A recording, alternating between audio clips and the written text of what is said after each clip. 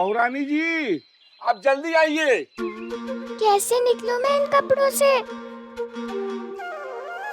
Theta theta theta theta theta theta.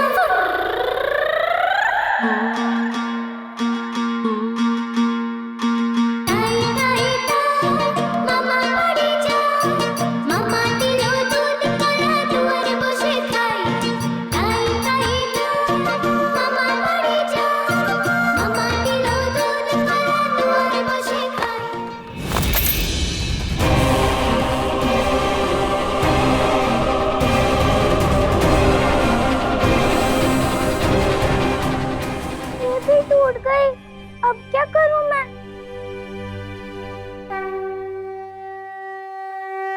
आई क्यों नहीं अभी तक बहू? पंडित कब तक इंतजार करेंगे? अनादर हुआ तो अब याद है बहुरानी जी को जानबूझकर क्यों देर कर रही हैं? मतलब सुबह सुबह आपने डांटा था ना, कुतर्क करती है। शायद इसी बात का बदला ले रही है आपसे, इंतजार करा करके। भर की बहू हमसे बचा मालिक। बड़े मालिक ने कहा है कि आप अच्छे से सज संवर कर आए और ऐसा कुछ न कहें और करें जिससे महापंडितों का अपमान हो, अनादर हो। मैं क्या बुलाऊंगी आपको? परी दीदी। मुझसे जितना बन सके उतनी मैं मदद करूंगी तुम्हारी। हाँ, परी दीदी वही बचा सकती है मुझे इस गंडगोल से। परी दीदी के पास जाती हूँ। ये दुर्गा माँ, मुझे बस बचा लेना, नहीं तो काका ससुर जी बहुत बड़ा दंड दे देंगे आज। आपकी बहू नहीं आई? आ रही है महाराज। दरअसल बहू ना जाप कर रही है। झूठ। शू शू शू शू शू। जाप शिव शिव शिव शिव शिव जाप ही कर रही है बहू। बस जाप पूरा होते ही तुरंत आ जाएगी। मुझे तो बड़ी खुशी हुई है जानकर कि आपकी बहू इतनी धार्मिक है। घर की औरत अगर पूजा पाठ करे तभी तो घर मंदिर हो पाता है। और वैसे भी औरतें ही हमारे समाज का, हमारी परंपराओं का और प्रथाओं का स्तंभ ही तो है। जी बिल्कुल ऐसी ही है हमारी बहू, धार्मिक। क्या कर रही हो बहू? बिना आज्ञा के मेरी पूजा के सामान को हाथ कैसे लगाया?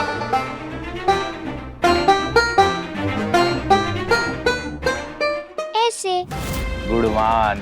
अगर बाबा इतने सिद्ध अब पहुंचे हुए हैं तो वो अंधे क्यों हैं? खुद पर अपना टोटका उपयोग करके अपनी आंखें सही क्यों नहीं कर लेते? और कुतर्क बिल्कुल नहीं करती। बहुत आज्ञाकारी है। चलिए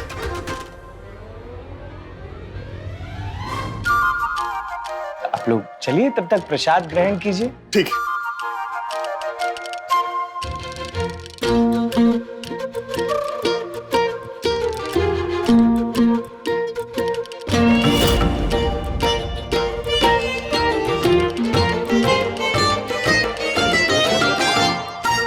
जब तक सब भोजन में व्यस्त है, यहाँ से छिपकर निकल जा तू बंदता।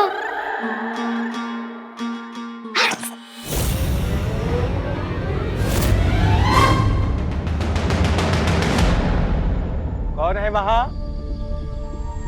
अरे कौन छुपा है वहां? कौन दूषित कर रहा है इतने पवित्र वातावरण को? बिहारी जाओ देखो तो जरा कौन छुपा है वहां।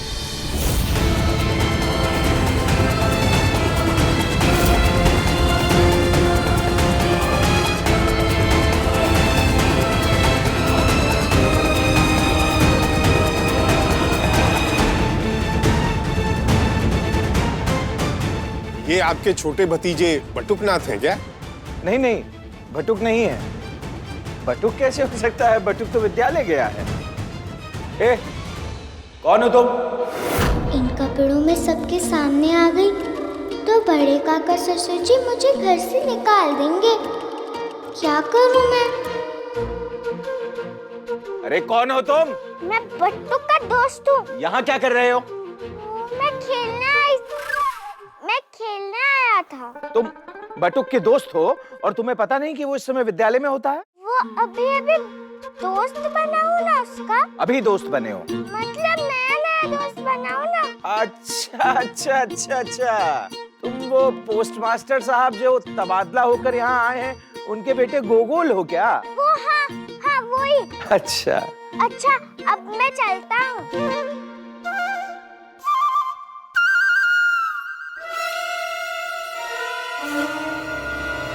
रुको, हम सब प्रसाद ग्रहण कर रहे हैं और बच्चे तो वैसे भी भगवान का रूप होते हैं। अगर कोई बच्चा बिना प्रसाद ग्रहण किए जाए तो ये क्या शुभ होगा जजमान जी? नहीं नहीं, बिल्कुल नहीं। तो बच्चे आओ बैठ जाओ, हमारे साथ प्रसाद ग्रहण करो।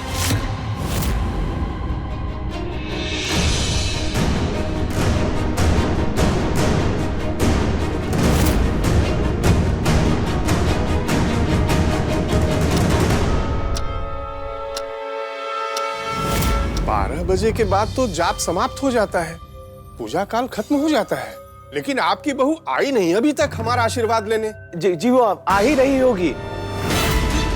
हमें तो लगता है कि वो हम ब्राह्मणों के जाने का इंतजार कर रही है, इसीलिए तो हम ब्राह्मणों से लगता है वो मिलना ही नहीं चाहती। अरे नहीं नहीं नहीं महाराज, कैसी बात कर रहे हैं ये? बिहारी ये क्या रहा है खड़ा हुआ? जब ला के ला बहू को।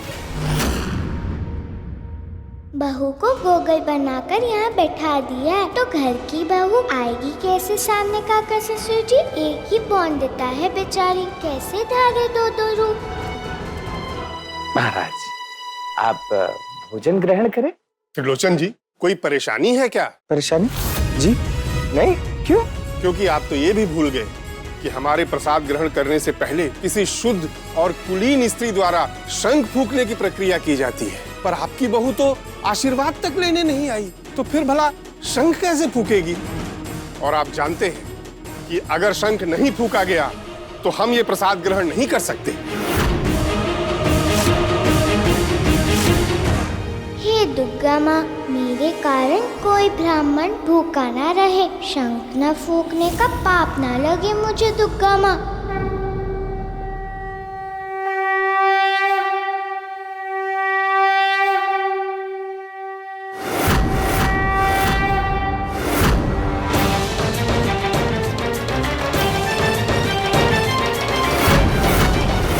बचाने आ गई परी दीदी।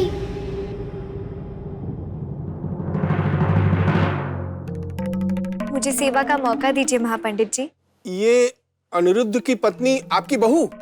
नहीं नहीं नहीं, अरे ये हमारे पड़ोसी भौमिक बाबू हैं, उनकी बेटी सौदामिनी है, अनिरुद्ध की पत्नी नहीं है,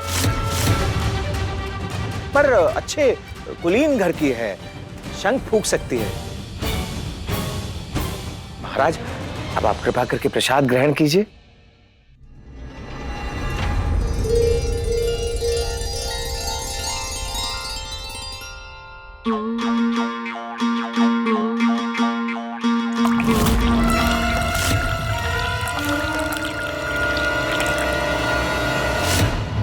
इस पानी में कुछ गिर गया है, अब अगर महापंडित जी ने ये पानी पी लिया तो उनका अनादर होगा, और काका ससुर जी ने कहा था ऐसी कोई भी चीज ना हो जिससे उनका अपमान हो। क्या करूं अब?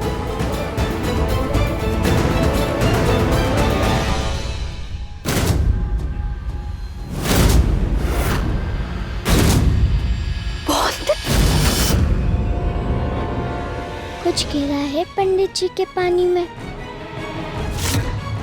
जल्दी से पानी बदल दो उनका, वरना अनादर होगा उनका।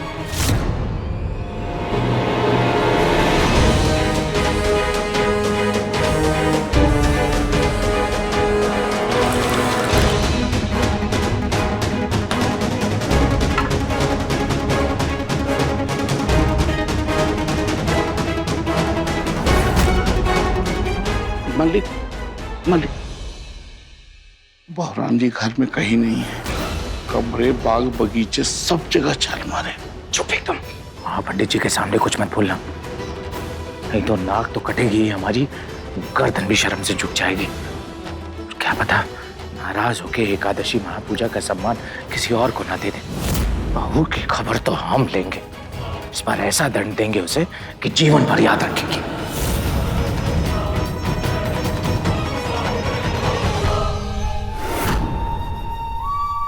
घर वालों का मान कम नहीं करना चाहती थी ना, उनका दिल नहीं दुखाना चाहती थी। पर देखना, आज तुम यही सब करोगी। तुम्हारे कारण ऐसा तमाशा होगा इस घर में कि घर और अनिरुद्ध की जिंदगी से दोनों से सीधा बाहर हो जाओगी तुम आज। ये स्त्री कौन है? ब्राह्मण है महाराज।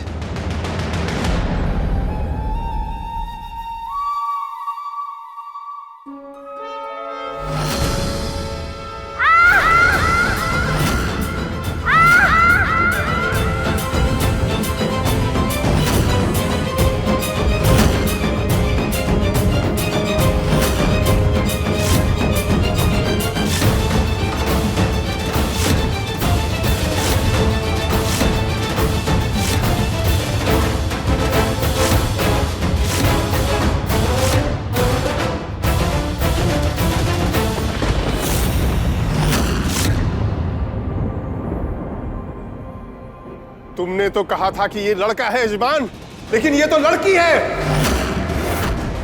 और पुरुषों का भेष बनाकर हमारे साथ प्रसाद ग्रहण कर रही है कौन ये? कोई मर्यादा का पालन नहीं है इस घर में।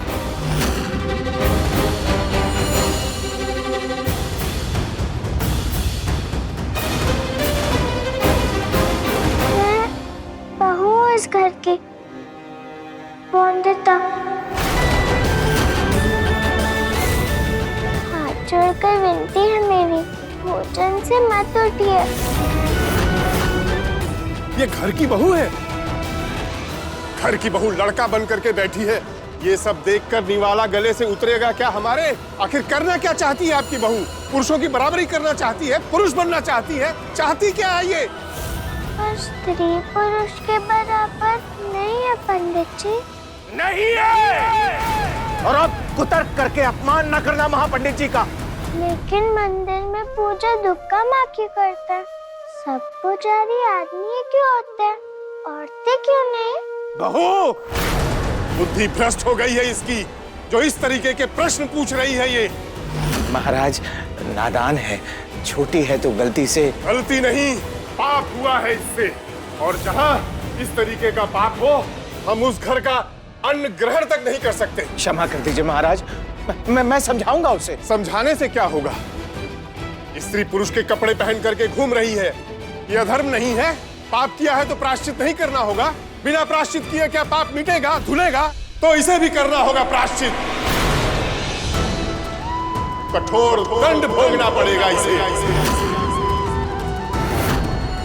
पुरुषों का भेष धारण करके तुम पुरुषों की बराबरी करने चली हो ना, तो सिर्फ कपड़ों से बराबरी मत करो, उनकी मेहनत से भी बराबरी करो। रुको,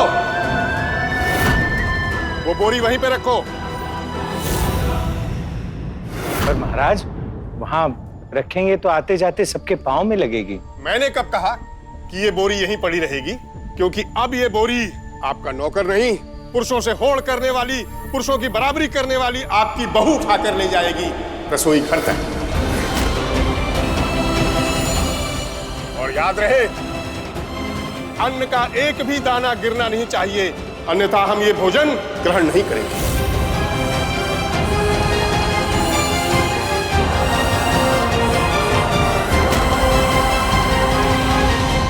बहुत भारी हो गई है तो। पुरुषों की बराबरी करने से पहले ये नहीं सोचा? अगर दंड नहीं लेना है तो ये कह दो कि लड़की कभी नहीं बराबरी कर सकती पुरुषों की। अब या तो दंड भुगतो या करो हमारा अपमान। ना महाराज, ऐसा ना कहें। ब्राह्मणों का अपमान किया तो ये पूरा परिवार नरक की आग में ना चलेगा। महाराज, सदियों से कमाई हुई इज्जत पल में खाक हो जाएगी। मैंने कहा था हमारे कारण कोई भोजन नहीं छोड़ना चाहिए। आपको भी भोजन नहीं छोड़ने दूंगी मैं। तुम ये दंड भुगतोगी ना बहू? सिर पे ब्राह्मण अपमान के पाप का बोझ जो चढ़ेगा, उससे तो हल्का ही होगा इस बोरी का बोझ। और याद रखो, ईश्वर तुम्हारे साथ है, वो तुम्हें शक्ति देगा।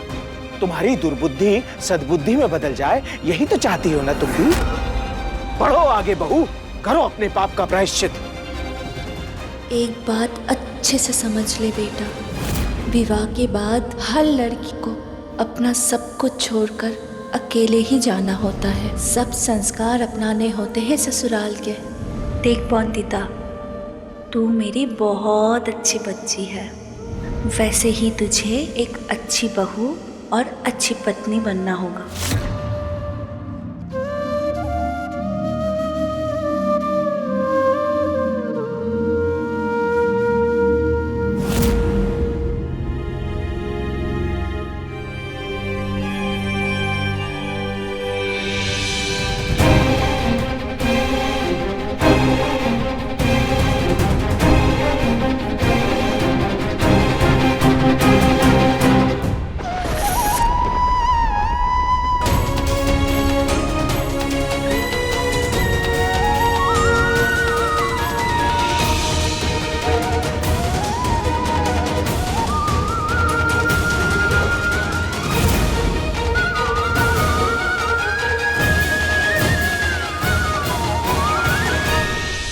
इस बुरे के गिरते ही बांध लेना तुम अपनी गठरी। अब महापंडित के गुस्से के ज्वाला से कोई नहीं बचा पाएगा तुम्हें वंदिता। शाबाश मनी।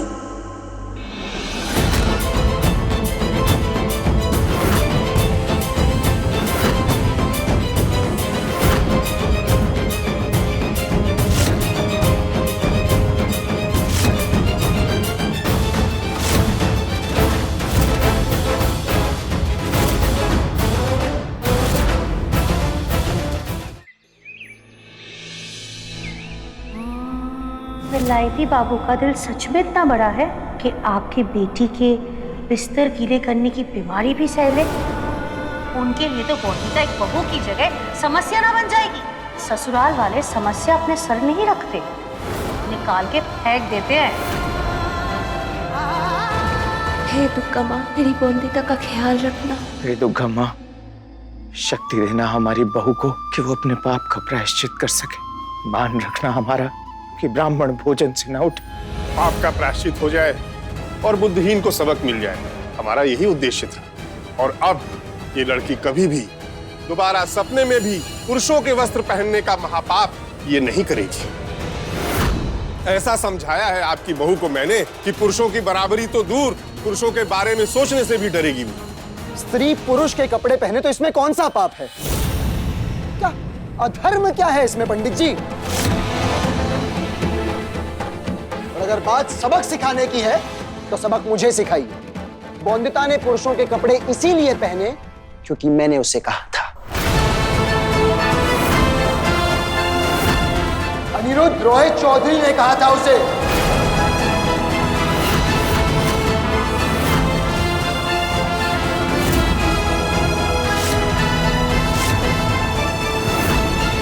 शब्दों की मर्यादा के साथ बड़ों का मान सम्मान करना भी भूल गए क्या अनिरुद्ध? चलो माफी मांगो महापंडित जी से। गलती इसकी नहीं, पश्चिमी सभ्यता ने इसे अंधा कर दिया है। इसीलिए हमारी सभ्यता और संस्कृति की अच्छाइयां इसे दिखाई नहीं पड़ रही हैं। लेकिन हम तो समझदार हैं ना, भटके हुए को रास्ता दिखाना किसका काम है? हमारा ना। रास्ता तो मैं दिखाना चाहता हूं, एक खुली और नई सोच वाला नया रास्ता। इसीलिए मैं नहीं मानता कि कपड़ों का लड़का या लड़की से कुछ लेना देना है पंडित जी। लेना देना नहीं होता तो लड़कियों के लिए अलग तरह के कपड़े और लड़कों के लिए अलग तरह के कपड़े क्यों बनाए जाते हैं? लड़के लड़कियों की शरीर की बनावट हो या उनका काम, दोनों अलग है कि नहीं? पुरुष व्यापार करता है, खेतों में हल जोतता है, मेहनत मजदूरी करता है, अपने घर का बोझ उठाता है और साइकिल पे जाता है, वाहन चलाता है। इसलिए उसके वस्त्र इस तरह से बनाए जाते हैं ताकि उसको दौड़ने भागने में आसानी हो। मैं आपका ये तर्क नहीं मानता। क्यों? औरतें खेतों में काम नहीं करती, घर संभालने के लिए भागती दौड़ती मेहनत मशक्कत नहीं करती क्या औरतें?